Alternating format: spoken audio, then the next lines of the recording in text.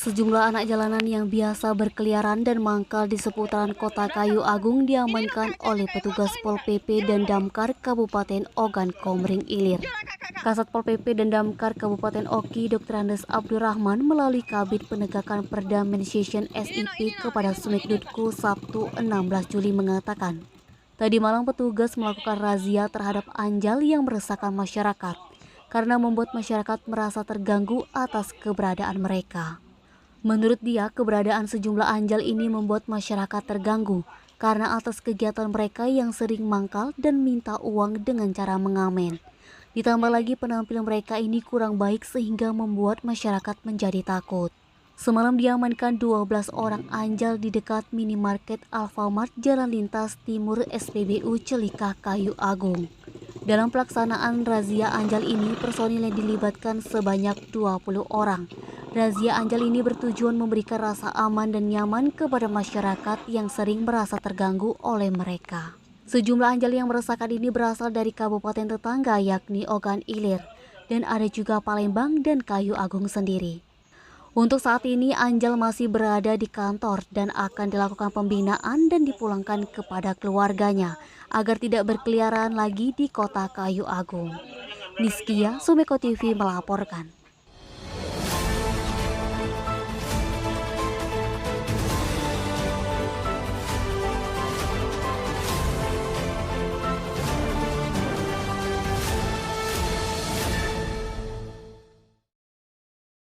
Ketua Persatuan Guru Republik Indonesia Sumsel Ahmad Zulinto bakal menyampaikan 2 isu pada rapat kerja nasional PGRI mendatang.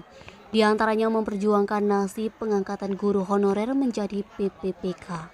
Konferensi Kerja Provinsi 2 PGRI Sumsel tahun 2022 dengan tema Bangkit Guruku, Maju Negeriku, Indonesia Tangguh, Indonesia Tumbuh digelar di Hotel Harper Palembang pada Sabtu 16 Juli. Dan diikuti seluruh peserta PGRI se-Sumatera Selatan. Dikatakannya saat ini slot PPPK sudah dibuka dan diserahkan sebanyak kurang lebih 4.200, namun yang diterima baru 3.600. Dia juga meminta agar mempertahankan PPPK ini benar-benar diperjuangkan dan dilakukan pengangkatan. Menurutnya, kegambangan yang terjadi soal pengangkatan PPPK ini membuat guru honorer menjadi resah. Menurutnya, kegambangan yang terjadi soal pengangkatan PPPK ini membuat guru honorer menjadi resah. Pendidikan ini sifatnya berbeda dengan instansi lainnya karena hal ini menyangkut pembelajaran dan masa depan generasi penerus bangsa. Peran terhadap seorang guru sangat penting dan ini harus ditekankan. Lebih lanjut, dia menambahkan, pihaknya juga akan mempertanyakan mengenai penghapusan tenaga honorer karena jika ini memang diberlakukan, masih sangat banyak daerah pelosok yang membutuhkan tenaga guru khususnya honorer. Edi Handoko, Sumeko TV melaporkan.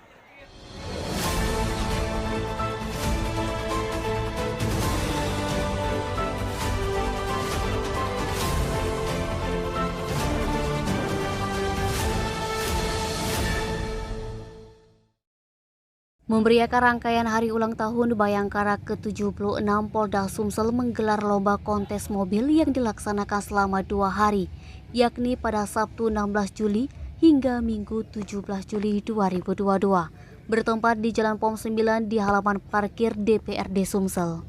Kegiatan terbuka untuk umum dan diikuti ratusan pecinta mobil dan memamerkan mobil modifikasi klasik dan original. Pada pembukaan acara, Gubernur Sumsel Haji Hermanderu mengatakan bahwa ini merupakan bentuk kedekatan antara Polri dengan masyarakat. Seperti pergelaran ini yang terbuka untuk umum dan berkaitan dengan kecintaan masyarakat tentang mobil klasik, sehingga mayoritas peserta pecinta mobil klasik dan modifikasi. Hermanderu berharap kegiatan ini akan memberikan dampak positif antara sesama pecinta mobil klasik maupun dalam hal suku cadang yang bisa saling bertukaran. Hermanderu mengharapkan kegiatan ini dapat memberikan dampak positif antar sesama pecinta mobil klasik maupun dalam hal suku cadang yang bisa saling bertukaran, barter hingga informasi penjualan suku cadang yang ada di Kota Palembang. Sementara Direktur Intelkam Polda Sumsel Kombes Pol Iskandar F. Sutisna SIK mengatakan ada 2 kategori yang original dan klasik. dengan jumlah peserta lebih kurang 120 mobil kontes dengan jenis minibus, SUV, Jeep, dan sedan. Kombes Pol Iskandar F. Sutisna SIK mengharapkan kegiatan ini akan memberikan dampak positif kepada masyarakat, apalagi kegiatan ini digelar dalam rangka HUT Bayangkara ke-76. Ikut mendampingi Hermanderu yakni Wakapolda Sumsel Brigjen Pol Rudi Setiawan, Pangdam 2 Sriwijaya diwakili Irdam 2 Sriwijaya Brigjen TNI Heru Setio, Ketua Pengadilan Tinggi diwakili Edison Muhammad, Kepala BNNP Sumsel Brigjen Pol Joko Prihadi, Ketua Pengadilan Tinggi Agama Dr. Andes Haji Zaini, dan Lanut Palembang diwakili Letkol ADM Hendrawan, dan para PJU Polda Sumsel, serta para perwakilan Bupati atau Wali Kota se-Sumsel. Usai opening acara dilanjutkan touring dari DPRD Sumsel dan berakhir finish di halaman stable milik Hermanderu yang berada di Kecamatan Gandus, Kota Palembang. Edo, Sumeko TV melaporkan.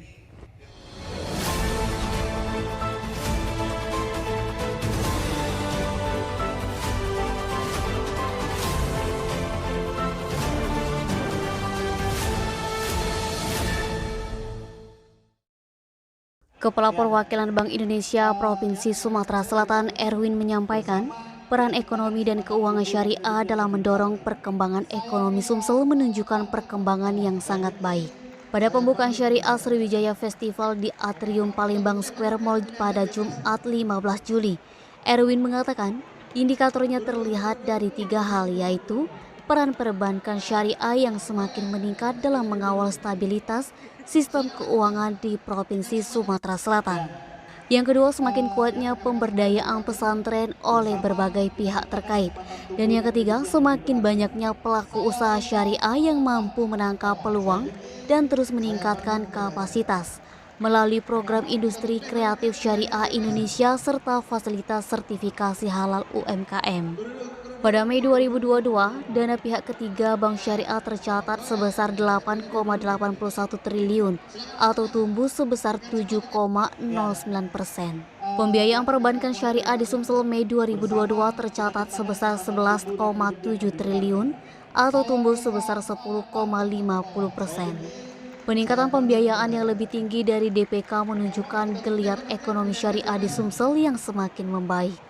Erwin juga menekankan akan pentingnya pelaku ekonomi dan keuangan syariah untuk mampu adaptif dan berinovasi di tengah perkembangan digitalisasi yang pesat. Misalnya dengan memanfaatkan pembayaran non-tunai hingga pemanfaatan teknologi dalam proses produksi dan pemasaran produk. Sementara Gubernur Sumsel Haji Hermanderu menyampaikan, dalam mengimplementasikan ekonomi dan keuangan syariah di Sumsel membutuhkan kerjasama dengan berbagai mitra untuk terus berkembang. Diharapkan pelaku usaha ekonomi syariah bisa bermitra dan menjalin sinergi dengan berbagai pihak, dengan mengutamakan tercapainya kesepakatan yang adil dan saling menguntungkan satu sama lain. Edi Handoko, Sumeko TV melaporkan.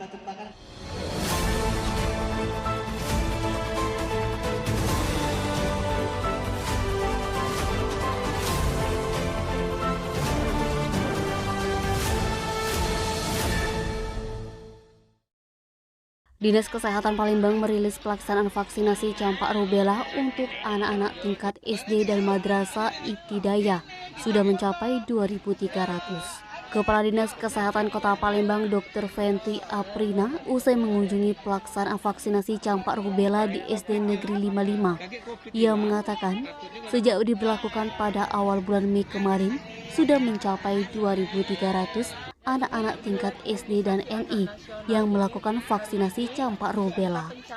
Dia menghimbau kepada orang tua siswa tingkat SD dan MI agar segera mengikuti vaksinasi campak rubella yang diadakan di sekolah. Tujuan dari vaksinasi campak rubella ialah memberikan kekebalan kepada anak-anak tingkat SD dan MI. Dia menambahkan untuk stok vaksinasi campak rubella sudah dipastikan cukup dan sudah sesuai dengan jumlah anak tingkat SD dan MI di Kota Palembang dan target akhir Juli sudah kelar dan saat ini sudah mencapai 80% vaksinasi campak rubella.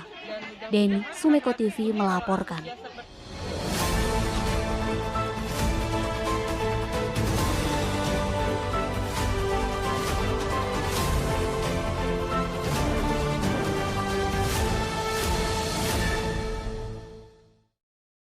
Kejuaraan daerah drag race dan drag bike Gubernur Champion yang direncanakan pada hari ini 16 Juli di sirkuit Jakabaring Sport City Palembang diundur dan akan digelar pada Senin sampai Selasa mendatang.